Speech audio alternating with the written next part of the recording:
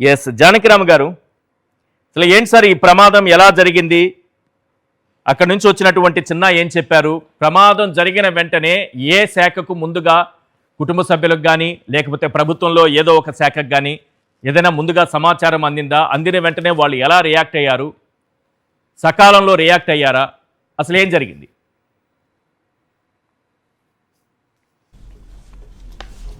Sir, ప్రమాదం జరిగిన సంఘటన అయితే అది ఊహించిన ప్రమాదం అండి. ఎందుకంటే చిన్న వాళ్ళ వైఫ్ మసేనమ్మకి 2:30 ప్రాంతంలో ఫోన్ చేశారండి. 2:30 ప్రాంతంలో ఫోన్ చేసి 3 గంటలకల్లా విశాఖపట్నం ఫిషింగ్ హార్బర్కి వచ్చేస్తున్నామని చెప్పారంటే ఆల్రెడీ వేట కూడా ముగిసిపోయింది. ఈలోగా వాతావరణం కూడా సముద్రంలో అల్లకల్లోలంగా ఉండడంతో వీళ్ళని తొందరగా హార్బర్కి వెళ్ళిపోదామనే ప్రయత్నంలో వాళ్ళు ఉంటుండగానే ఈ ఘటన మాట్లాడిన తర్వాత జరిగి ఉండొచ్చు. బట్ ఏంటంటే వాళ్ళకి తెలియదు. ఎందుకంటే మా మత్స్యకారులు, నేను కూడా ఒక బోట్ యజమాని కాబట్టి నాకు తెలుసు. ఇక్కడ ఏంటంటే ఫ్యామిలీస్తో మాట్లాడుకోవాలనుకునేటప్పుడు సముద్ర తీరానికి దగ్గరగా ఎక్కడైతే సిగ్నల్స్ ఉంటాయో అక్కడికి బోట్ వస్తుంది. బోట్ వచ్చిన తర్వాత ఫ్యామిలీ మెంబర్స్తో అందరితో కూడా ఈ మత్స్యకారులు అందరూ మాట్లాడుకుంటారు. మాట్లాడుకున్న తర్వాత మళ్ళీ వేట చేయడానికి సముద్రం లోపలికి వెళ్ళడం అనేది జరుగుతూ ఉంటుంది ఇటువంటి పరిస్థితులు. సో మసేనమ్మతో మాట్లాడిన తర్వాత చిన్న మళ్ళీ లోపలికి వెళ్ళిపోయాడేమో అని చెప్పి ఆయన భార్య అనుకుంది.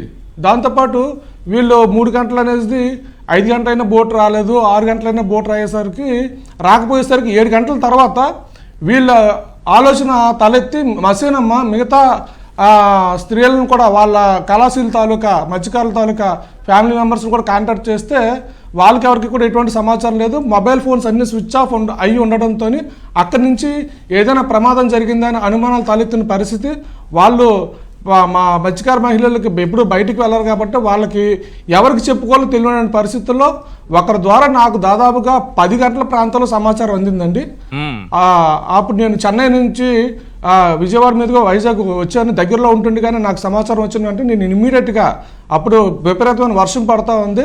ఆ గాలి వానతో వర్షం వస్తుంటే నేను స్వయంగా ఇంటికి వెళ్ళి వాళ్ళ దగ్గర ముందు మసేనమ్మ చిన్న వైఫ్ని కలిసిన తర్వాత మిగతా 6 మత్స్యకారుల తాలూకా కుటుంబాలు అందరూ కూడా అక్కడికి విశాఖపట్నం జాలార్పేట జబ్బర్తోడ్ అనే ప్రాంతంలో వీళ్ళందరూ ఒకే దగ్గర ఉండడంతో అందరూ కూడా ఒక్కరికొకరుగా నా దగ్గరికి రావటం, ఆ వర్షంలో కూడా అందరితో నేను మాట్లాడిన తర్వాత ఏదైనా జరిగి ఉండొచ్చేమో అని చెప్పి అప్పటికి కూడా డౌట్ ఎక్స్ప్రెషన్స్తో ఏదైనా డౌట్ ఉండొచ్చు అని చెప్పి నేను వీళ్ళందరితోని అమ్మ మీరు మనం ఏదో ఒకటి ముందుగా ప్రభుత్వానికి అధికారులకు తెలియజేద్దాము, సేఫ్టీ ప్రికాషన్స్ తీసుకోవడానికి ఆధార్ కార్డులో ఫొటోస్ ఏమైనా ఉంటే కనుక అన్నీ తీసుకుని వచ్చి నాకు ఇచ్చేయంటే వాళ్ళు వాళ్ళు తీసుకురావడానికి ముందరే నేనే స్వయంగా 10:30 గంటలకి ఆ రోజు రాత్రి 4వ తేదీ రాత్రి జిల్లా కలెక్టర్ గారికి ఫోన్ చేస్తే లిఫ్ట్ చేయకపోతే వాట్సాప్ మెసేజ్ పెట్టాను. దాని తర్వాత మామూలు మెసేజ్ కూడా పెట్టాను.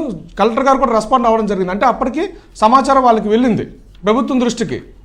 దాంతోపాటు ఏపీ మెరైన్ పోలీస్కి చెప్పాను, అదేవిధంగా ఏపీ ఫిషరీస్ డిపార్ట్మెంట్కి కూడా చెప్పడం జరిగింది. వీళ్ళందరికీ ఇన్ఫర్మేషన్ ఇచ్చిన తర్వాత ఈ మిగతా డీటెయిల్స్ అన్నీ నాకు వచ్చాయి.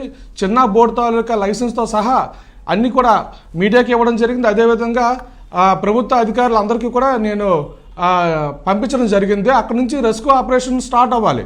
కానీ మరుసటి రోజు ఉదయం చిన్న భార్యకి వంగలపూడి అంతే గారు హోమ్ మినిస్టర్ గారు ఫోన్ చేసి మాట్లాడుతూ అమ్మ 11 గంటలు దాటిన తర్వాత మేము కోస్ట్ గార్డ్ వాళ్ళని రిక్వెస్ట్ చేస్తే అప్పుడు చేప ఎగిరిందమ్మా అని చెప్పేసి చెప్పడం అనేది అది ఆవిడ మాట్లాడింది. హోమ్ మినిస్టర్ గారు మాట్లాడిన వీడియోనే ఒక అథెంటికేట్ ఎవిడెన్స్. అంటే వీళ్ళు రెస్క్యూ ఆపరేషన్ చేయడంలోని రాష్ట్ర ప్రభుత్వం పూర్తిగా విఫలం చెందిందని చెప్పేసి నేనైతే అనుకుంటున్నాను.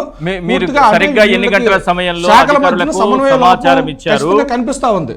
ఎన్ని గంటలకు సమాచారం ఇచ్చారు? ఎన్ని గంటలకు రెస్క్యూ ఆపరేషన్ స్టార్ట్ అయింది? రాత్రి 10:30కి ఖచ్చితంగా 10:30 గంటలకి నేను సమాచారం ఇవ్వడం జరిగిందండి. 4వ తేదీ రాత్రి 10 గంటలకి. మరుసటి రోజు 5వ తేదీన 11 గంటల తర్వాత రెస్క్యూ ఆపరేషన్ స్టార్ట్ అయింది. ఎందుకంటే చాపర్ ఎగరటానికి ఏమో విండ్ పవర్ ఎక్కువగా ఉందమ్మా, దానివల్ల అవ్వట్లేదని చెప్పి ఆ హోమ్ మినిస్టర్ గారు చెప్పారు. అంటే దాదాపుగా 12 గంటల వరకు స్టార్ట్ అవ్వలేదు. చూడండి ఇక్కడ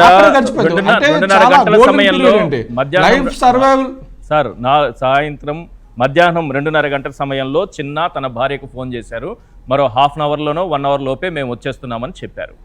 అంటే ప్రమాదం మధ్యాహ్నం 3 గంటలకో 3:30కో జరిగింది. అధికారులకు సమాచారం 10:30కు చేరింది. రాత్రి 10:30కి. వాళ్ళు మరుసటి రోజు ఉదయం 11 గంటలకు రెస్క్యూ ఆపరేషన్ స్టార్ట్ చేశారు. ఇంతసేపు ప్రమాదం జరిగిన తరువాత దాదాపు 20 గంటలు కావస్తోంది. సముద్రంలో ఎలా ఉంటారు మత్స్యకారులు?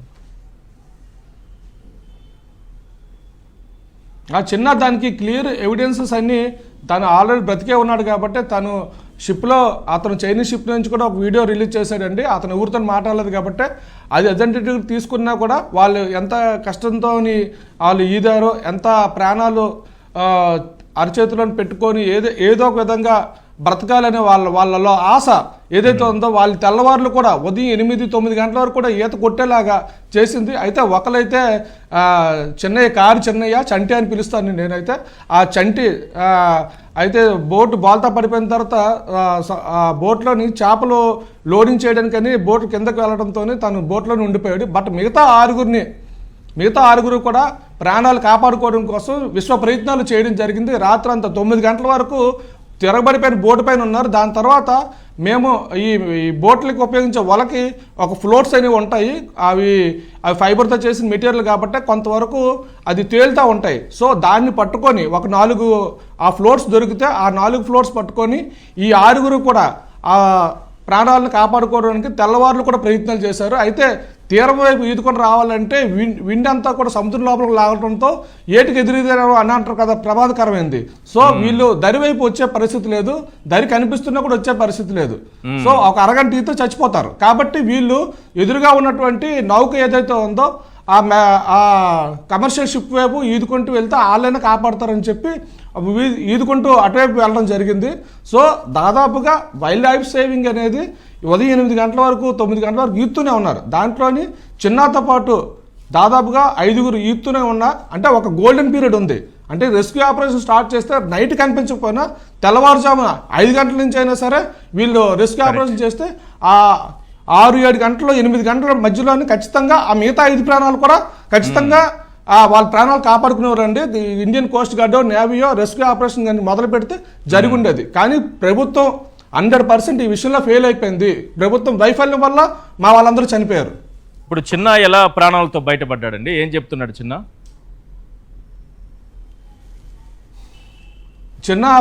ఏంటంటే చిన్నతో పాటు 5 కూడా ఈత కొట్టుకుంటూ అక్కడి వరకు వచ్చిన తర్వాత అయితే అందరము కలిసి ఒకే మనం కష్టమో నష్టమో కలిసే ప్రయాణం చేద్దాము, మనం ఎవరో ధైర్యం కోల్పోవద్దని చెప్పి ఒకరికొకరు ధైర్యం చెప్పుకొని అంతసేపు ఈదుతున్న పరిస్థితుల్లో కూడా ధైర్యం చెప్పుకొని కష్టపడుతూ వాళ్ళందరూ అంతసేపు అంటే అన్ని గంటలు ఈదడం అంటే చిన్న విషయం కాదు కదా. అంటే ప్రాణాలు ఎలాగైనా దక్కించుకోవాలని చెప్పి షిప్ వైపు వెళ్తున్న క్రమంలో చిన్న ముందుగా చేరుకున్నాడు.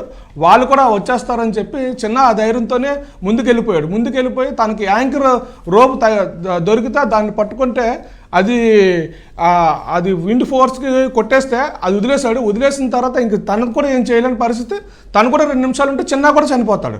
అందుకని చెప్పి నేను చచ్చిపోయాను బాబోయ్ అని చెప్పి గట్టిగా అరుస్తూ తనకు ఒంటి మీద ఉన్నటువంటి బనియన్ని తీసి ఊపుతూ చివరగా లైఫ్ సేవింగ్ కోసం ఊపుతుంటే ఉన్నటువంటి చైనీస్ పర్సన్స్ సీఫారర్స్ చూసి వాళ్ళు ఒక బోయని చిన్నకి అందించడం జరిగింది. ఆ లైఫ్ బోయ పట్టుకొని దాని తర్వాత వాళ్ళు ఒకటి ట్రాలీలాడితే దించి దాన్ని పట్టుకొని ఏ విధంగా అయితే పైకి రావాలంటే వాళ్ళు చెప్తే తను పట్టుకున్నాడు. అప్పటికే చిన్నకి ఓపిక అయితే లేదు. వాళ్ళు పైకి లాగిన తర్వాత నీళ్ళు తాగిన తర్వాత చిన్న స్పృహ కోల్పోయాడు పూర్తిగా. ఇది పరిస్థితి. అంటే మిగతా వాళ్ళని కూడా రెస్క్యూ అవుతారని చెప్పి చిన్న అనుకున్నాడు. అంటే కళ్ళ ముందర వాళ్ళు కూడా కొంతసేపు వచ్చిన తర్వాత వాళ్ళు కూడా కనిపించట్లేదంటే స్లోగా వస్తారని చిన్న అనుకున్నాడు. ఎందుకంటే అంత ఫ్లోటింగ్లోని మనిషి పక్కన ఈతున్నా కూడా కనిపించిన సందర్భాలు కూడా ఉంటాయి. సో అటువంటి పరిస్థితులు అంటే 5 కలిసే షిప్ వాడు కాపాడుతారని చెప్పి అటు ప్రయాణం చేశారు. కానీ దురదృష్టమైన సంఘటన ఏంటంటే 5 కనిపించలేదు, చిన్న మాత్రమే వాళ్ళు కాపాడగలిగారు. అది కూడా ఒక చైనీస్ కంపెనీకి చెందినటువంటి commercial vessel, not coast guard ship or navy ship. Right.